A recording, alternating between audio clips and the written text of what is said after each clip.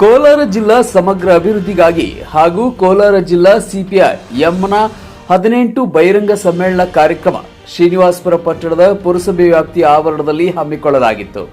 ಉದ್ಘಾಟನೆಯನ್ನು ಜೆಸಿ ಬಯಾರೆಡ್ಡಿ, ಮುಖ್ಯ ಅತಿಥಿಗಳು Nilaturu Chennappa Reddy, PR Suryanarayan, K Prakashmuni Venkatappa, Gandhinagar Narayanaswamy, Srinivas, BM Venkatesh, V Geetha madam, AR Babu, doctor Venkatachal, KK Manjunath Reddy, ಸಮಾಜ ಸೇವಕರು ಹೂವಳ್ಳಿ ಅಂಬರೀಶ್ ಹಾಗೂ ಜಿಲ್ಲಾ ಸಮಿತಿ ಸದಸ್ಯರು ಪಾತ್ಕೋಟ್ ನವೀನ್ ಕುಮಾರ್, ಕಾರ್ಯದರ್ಶಿ ಎಸ್ ಈರಪ್ಪ ರೆಡ್ಡಿ ಎಲ್ಲರ ಸಹಭಾಗಿತ್ವದಲ್ಲಿ ಕಾರ್ಯಕ್ರಮ ರೈತರ ಭೂಮಿ ಉಳಿಸಲು ಹೋರಾಟ, ಬಗರುಕಂ ಸಾಗುವಳಿ ಸಕ್ರಮ ನಿರ್ಗತಿಕ ಬಡವರಿಗೆ ನಿವೇಶನ ಹಂಚಿಕೊಳ್ಳುವ ಬಗ್ಗೆ ಹೋರಾಟ, ಹೈನುಗಾರಿಕೆ, ರೇಷ್ಮೆ, ಕುರಿ, ಕೋಳಿ ಉದ್ಯಮಿಗೆ ಸಂರಕ್ಷಣಾ ಕಾರ್ಯಕ್ರಮ, ಮಾವು ಇತರೆ ಹಣ್ಣು ತರಕಾರಿ ಸಂಸ್ಕರಣಾ ಘಟಕಗಳ ಸ್ಥಾಪನೆಗಾಗಿ ಹೋರಾಟ, ಕಾರ್ಮಿಕರ ಕನಿಷ್ಠ ವೇತನ ಜಾರಿಗಾಗಿ ಹೋರಾಟ, ರೈತರ ಕಾರ್ಮಿಕರ ವಿರುದ್ಧ ಜಾರಿಗೊಳ್ಳುವ ಬಗ್ಗೆ ಹೋರಾಟ, ಜಿಲ್ಲೆಯ ಉದ್ಯೋಗ, ಕೃಷಿ ಮತ್ತು ಆಧಾರಿತ ಕೈಗಾರಿಕಾ ಸ್ಥಾಪನೆಗಾಗಿ ಒತ್ತಾಯದ ಬಗ್ಗೆ ಹೋರಾಟ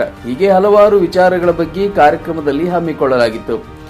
ಈ ಸಂದರ್ಭದಲ್ಲಿ ಗೌರವಾನ್ವಿತ ಅಧ್ಯಕ್ಷರು, ಕೋಲಾರ ಜಿಲ್ಲಾ ಮಾವು ಬೆಳೆಗಾರರ ಕ್ಷೇಮಾಭಿವೃದ್ಧಿ ಸಂಘದ ಅಧ್ಯಕ್ಷರು ನೀಲಟೂರು ಚೆನ್ನಪ್ಪ ರೆಡ್ಡಿ ಅವರು ಮಾತನಾಡಿ, ಜಿಲ್ಲಾ ಸಮ್ಮೇಳನ ಮುಖಾಂತರ ಹೋರಾಟದ ಯಾವ ರೀತಿ ಹಮ್ಮಿಕೊಳ್ಳಬೇಕು ಎಂಬುದರ ಬಗ್ಗೆ ಸಿಪಿಎಂ ವತಿಯಿಂದ ಹೋರಾಟ ನಮಗೆ ಸ್ಪಂದಿಸಬೇಕು. ಸರ್ಕಾರಗಳು ಯಾವ ರೀತಿ ಕೆಲಸ ನಿರ್ವಹಿಸುತ್ತಿದೆ ಎಂಬುದರ ಬಗ್ಗೆ ಗಮನ ಹರಿಸಿ ಶಾಸಕರಿಗೆ ಕಿವಿ ಮಾತು. ಕೈಗಾರಿಕೆಗಳ ನಮ್ಮ ವಿರೋಧ ಇಲ್ಲ. ಕೃಷಿ ಆಧಾರಿತ ಹಾಗೂ ಮಾವು ಆಧಾರಿತ ಜನರಿಗಾಗಿ ಸಂಸ್ಥಾಪನೆಗಳು ಸಹಕಾರ ನೀಡಿ ಎಂಬುದಾಗಿ ಶಾಸಕರಿಗೆ ಸಭೆಯ ಮುಖಾಂತರ ತಿಳಿಸಿದರು. ಎಲ್ಲ ರೈತಾಪಿ ಜನರ ಅನುಕೂಲಕ್ಕಾಗಿ ಕೈಗಾರಿಕೆಗಳ ವ್ಯವಸ್ಥೆ ಮಾಡಿ ಎಂಬುದಾಗಿ ಸಭೆಯಲ್ಲಿ ವ್ಯಕ್ತಪಡಿಸಿದರು. ಹೋರಾಟಗಳು ನಿರಂತರ,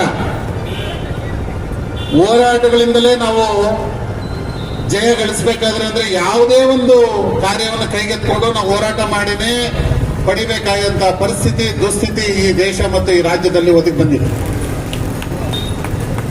ಯಾವುದೇ ವಿಚಾರಗಳು ಎತ್ಕೊಂಡ್ರು, ಯಾವ ವಿಷಯ ರೈತರದು, ನೀರಾವರಿದಿರ್ಬೋದು, ಪ್ರತಿಯೊಂದು ವಿಷಯದಲ್ಲೂ ಇವತ್ತು ಬಿಸಿ ಊಟದಿರ್ಬೋದು, ಅಂಗನವಾಡಿ ಕಾರ್ಯಕರ್ತರದಿರ್ಬೋದು, ಶಾಲಾ ಕಾಲೇಜುಗಳಲ್ಲಿ ಶಿಕ್ಷಕರ ನೇಮಕಾತಿಯಿಂದ ಹಿಡಿದು ತಾಲೂಕು ಆಡಳಿತ, ಜಿಲ್ಲಾಡಳಿತ ಎಲ್ಲದರ ಬಗ್ಗೆನೂ ಹೋರಾಟಗಳೇ ಮಾಡಬೇಕಾಗಿದೆ.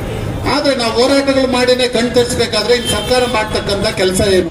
ಒಂದು ಪತ್ರಿಕಾ ಮಾಧ್ಯಮದಲ್ಲಿ ನಾವು ಹೇಳಿಕೆಯನ್ನು ಕೊಟ್ಟ ನಂತರ ಈಗಿನ ನಮ್ಮ ಶಾಸಕರು ಒಂದು ಮಾತು ಹೇಳ್ತಾ ಇದ್ರು.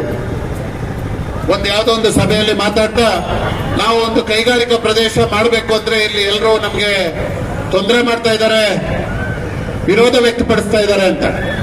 ಶಾಸಕರೇ, ನಾವು ವಿರೋಧವನ್ನು ವ್ಯಕ್ತಪಡಿಸ್ತಾ ಇಲ್ಲ, ನಾವು ಸ್ವಾಗತವನ್ನೇ ಬಯಸ್ತಾ ಇದ್ದೀವಿ ಕೈಗಾರಿಕಾ ಪ್ರದೇಶಕ್ಕೆ. ಆದ್ರೆ ನಮ್ಮ ಕೂಗು ಒಂದಿದೆ. ನಾವು ಮೊದಲಿನಿಂದಲೂ ನಮ್ಮ ಹೋರಾಟದ ಭಾಗಗಳಲ್ಲಿ ಪ್ರತಿಯೊಂದು ಕ್ಷಣದಲ್ಲೂ ನಾವು ಹೇಳ್ತಾನೆ ಬಂದಿದ್ದೇವೆ, ಕೃಷಿ ಆಧಾರಿತ ಕೈಗಾರಿಕಾ ಪ್ರದೇಶವನ್ನು ಘೋಷಣೆ ಮಾಡಿ, ಮಾವು ಕೈಗಾರಿಕಾ ಪ್ರದೇಶವನ್ನು ಘೋಷಣೆ ಮಾಡಿ ಅಂತೇಳಿ ಯಾವಾಗಲೂ ನಮ್ಮ ಬೇಡಿಕೆಯನ್ನ ಇಡ್ತಾ ಬಂದಿದ್ದೇವೆ. ಯಾಕೆಂದ್ರೆ ಇವತ್ತು ಇಡೀ ಕರ್ನಾಟಕ ರಾಜ್ಯದಲ್ಲಿ 1.5 ಲಕ್ಷ ಟನ್ನಷ್ಟು ಮಾವಿನ ಕಾಯಿಯನ್ನ ಉತ್ಪತ್ತಿ ಮಾಡ್ತಾ ಇದ್ರೆ ಗಾಳಿಗೆ ಉದುರುತ್ತೆ, ಅಲ್ಲಿಂದ ಮಚ್ಚೆಗಳು ಬಂದು ಉದುರುತ್ತೆ. ಈ ಎಲ್ಲ ಮಾವಿನಕಾಯಿಗಳನ್ನು ಉಪ್ಪಿನಕಾಯಿ ಕಾರ್ಖಾನೆಗಳಿಗೆ ಹಾಕ್ಬೋದು. ಹುಟ್ಟದಾಗಿಂದ ಸಾಯೋವರೆಗೂ ಮಾವಿನಕಾಯಿ, ಉಪ್ಪಿನಕಾಯಿ ಮಾಡ್ತಾ ಇರ್ತಾರೆ. ನಾನು ಇಲ್ಲಿ ಒಂದು ಸಣ್ಣ ಎಕ್ಸಾಂಪಲ್ ಕೊಡ್ಲಿಕ್ಕೆ ಇಷ್ಟಪಡ್ತೀನಿ. ನಮ್ಮ ಹಾವೇರಿ ಜಿಲ್ಲೆ ಅಥವಾ ಉತ್ತರ ಕನ್ನಡಗೆ ನಾನು ಹೋಗಿದ್ದೆ. ನಾನು ಒಂದು 2 ದಿನದ ಹಿಂದೆ ನನ್ನ ಮಗಳನ್ನ ಅಲ್ಲಿ ವಿದ್ಯಾಭ್ಯಾಸಕ್ಕೆ ಬಿಟ್ಟು ಬರ್ಲಿಕ್ಕೆ, ಒಂದು ಕಾಲೇಜ್ ಬಿಟ್ಟು ಬರ್ಲಿಕ್ಕೆ ಹೋದಾಗ, ರೈತರು ಇವರೇ ಎಷ್ಟು ಸಾವಿರ ಎಕರೆ ಇದೆ, ಏನ್ ತಿಳುವಳಿಕೆ ಇದೆ ನಿಮ್ಗೆ? ಶಾಸಕರು ಈ ಸರಿ ಗೆದ್ದಾಗಲೂ ನಾನು ಶಾಸಕರಲ್ಲಿ ವಿನಂತಿ ಮಾಡಿದೆ, ಮಾವು ಕೈಗಾರಿಕಾ ಪ್ರದೇಶವನ್ನ ಘೋಷಣೆ ಮಾಡಿ, ಕೃಷಿ ಆಧಾರಿತ ಕೈಗಾರಿಕೆಗಳನ್ನ ತಂದಿ. ಯಾಕೆಂದ್ರೆ ನಾವು ಕೃಷಿ ಮೇಲೆ ಅವಲಂಬಿತರಾಗಿರೋದ್ರಿಂದ ನಮಗೆ ಕೃಷಿ ಆಧಾರಿತ ಕೈಗಾರಿಕೆಗಳು ಬಂದಲ್ಲಿ ನಮ್ಮ ರೈತರ ಮಕ್ಕಳಿಗೆ, ರೈತರಿಗೆ ಅನುಕೂಲ ಆಗುತ್ತೆ. ಆಗ ಬೇರೆಯವರು ಇವತ್ತು ಕೈಗಾರಿಕೆಗಳಲ್ಲಿ ಏನ್ ಮಾಡ್ತಾ ಇದ್ದಾರೆ, ಬೇರೆಯವರು ಯಾರೋ ಬಂದು ಇವತ್ತು ಅದಾನಿಯವರು, ಅಂಬಾನಿಯವರು ಕಂಪನಿಗಳನ್ನು ಮಾಡಿ ಕಾಂಟ್ರಾಕ್ಟ್ ಬೇಸಿಸ್ ಮೇಲೆ 1 ವರ್ಷ 2 ವರ್ಷ ಗುತ್ತಿಗೆ ಆಧಾರದ ಮೇಲೆ ಎಂಪ್ಲಾಯ್ಸ್ ತಗೊಂಡು 2 ವರ್ಷ ಆದ್ಮೇಲೆ ಮನೆಗೆ ಕಳಿಸ್ತಾ ಇದ್ದಾರೆ. ಅಂತ ದುಸ್ಥಿತಿ ಬರಲ್ಲ ಕೃಷಿ ಆಧಾರಿತ ಕೈಗಾರಿಕೆಗಳಾದಲ್ಲಿ. ಯಾಕೆ ಗೊತ್ತಾ, ಕೃಷಿ ಈ ಭಾಗದ ಜನರ ಜೀವನಾಡಿ. ಅದು ಹರಿತಿರ್ತಕ್ಕಂಥದ್ದು, ಅದರ ಗಮ್ಮತ್ತು ಎಲ್ಲ ರೈತರ ಮಕ್ಕಳಿಗೆ ಗೊತ್ತಿರೋದ್ರಿಂದ ರೈತರ ಮಕ್ಕಳೇ ಅದರಲ್ಲಿ ಪರ್ಮನೆಂಟ್ ಉದ್ಯೋಗಗಳಾಗಬೇಕಾಗುತ್ತೆ. ಅಂತಹ ಸಂದರ್ಭ ಬಂದಾಗ ರೈತರ ಮಕ್ಕಳಿಗೆ ಒಳ್ಳೇದಾಗುತ್ತೆ ಅಂತ ಹೇಳಿ ಕೃಷಿ ಆಧಾರಿತ ಕೈಗಾರಿಕೆಗಳು ಈ ಭಾಗದಲ್ಲಿ ಬರಲಿ. ಆ ತಿರುಳಿಗೆ ವ್ಯಾಲ್ಯೂ ಆಡೆಡ್ ಪ್ರಾಡಕ್ಟ್ಸ್ ಹಣ್ಣಿನ ಹಾಸ್ಪಿಟಲ್ ಮತ್ತೆ ಬಿಸಿ ಊಟದ ಜೊತೆ ಮಕ್ಕಳಿಗೆ ಕೊಡುವಂತೆ ಮಾಡಿ ಒಳ್ಳೆ ಅನುಕೂಲ ಆಗುತ್ತೆ, ನಮ್ಮ ಬಲ್ಪ್ಗೆ ಡಿಮ್ಯಾಂಡ್ ಆಗುತ್ತೆ ಅಂತ ಹೇಳಿ ಅವ್ರ ಆರೋಗ್ಯ ಮಂತ್ರಿಗಳಿದ್ದಾಗಲೂ ಸಹ ಮಾಡಿದ್ವಿ, ಮನವಿ ಮಾಡಿದ್ರು. ಅದು ಸಹ ಅವ್ರ ಕೈಲಿ ಮಾಡಿಸ್ಲಿಕ್ಕೆ ಆಗ್ಲಿಲ್ಲ. ಸೂಪರ್ ಸ್ಪೆಷಾಲಿಟಿ ಹಾಸ್ಪಿಟ್ಲು ಅವರು ಏನು ಆರೋಗ್ಯ ಸಚಿವರಾಗಿದ್ದಾಗ ಕನಿಷ್ಠ ಪಕ್ಷ ರಾಯಚೂರು ಒಂದು ಸೂಪರ್ ಸ್ಪೆಷಾಲಿಟಿ ಹಾಸ್ಪಿಟಲ್ ಆಗಲಿ ಆಗಿದ್ದಿದ್ರೆ ಆ ಭಾಗದ ಜನಕ್ಕೆ ತುಂಬಾ ಪ್ರದೇಶ ಬೇಡ ಅಂತ ನಾವೇನಿಲ್ಲ, ಚೆನ್ನಾಗಿ ನಡವಳಿಕೆ ಮಾಡ್ಕೊಳ್ಳಿ. ಆ ಭಾಗದ ರೈತರನ್ನೆಲ್ಲ ಒಗ್ಗೂಡಿಸಿ ಕೈಗಾರಿಕಾ ಪ್ರದೇಶಗಳೆಂದ್ರೆ ಕೃಷಿ ಆಧಾರಿತ ಕೈಗಾರಿಕಾ ಪ್ರದೇಶಗಳನ್ನು ಮಾಡಿ ಅನೇಕ ಕೈಗಾರಿಕೆಗಳಿದೆ. ಮಾವಿನ ಹಣ್ಣಿನ ತಿರುಳು ಕೈಗಾರಿಕೆಗಳು, ಮಾವಿನ ಹಣ್ಣಿನ ತಿರುಳು ತೆಗೆದು ವ್ಯಾಲ್ಯೂ ಆಡೆಡ್ ಪ್ರಾಡಕ್ಟ್ಸ್ ಅಂದ್ರೆ ಆ ತಿರುಳಿನಿಂದ ಇವತ್ತು ಎಷ್ಟೊಂದು ಪದಾರ್ಥಗಳು, ಚಾಕ್ಲೇಟ್ ಇಂದ ಹಿಡಿದು ಹಣ್ಣಿನ ಜ್ಯೂಸ್ ಇಂದ ಹಿಡಿದು ಇನ್ನು ಅನೇಕ ರೀತಿಯ ಸಿಹಿ ಪದಾರ್ಥಗಳನ್ನ ತಯಾರು ಮಾಡಬಹುದು. ಹಾಸ್ಪಿಟಲ್ಗಳಲ್ಲಿ ಮತ್ತೆ ಬಿಸಿ ಊಟದ ಜೊತೆ ಹಣ್ಣಿನ ರಸವನ್ನು ಕೊಡಿ. ಪೌಷ್ಟಿಕಾಂಶ ಮಕ್ಕಳಲ್ಲೂ ಹೆಣ್ಮಕ್ಳಲ್ಲೂ ಎಲ್ಲರಿಗೂ ಆ ಒಂದು ಪೌಷ್ಟಿಕಾಂಶ ಸೇರುತ್ತೆ.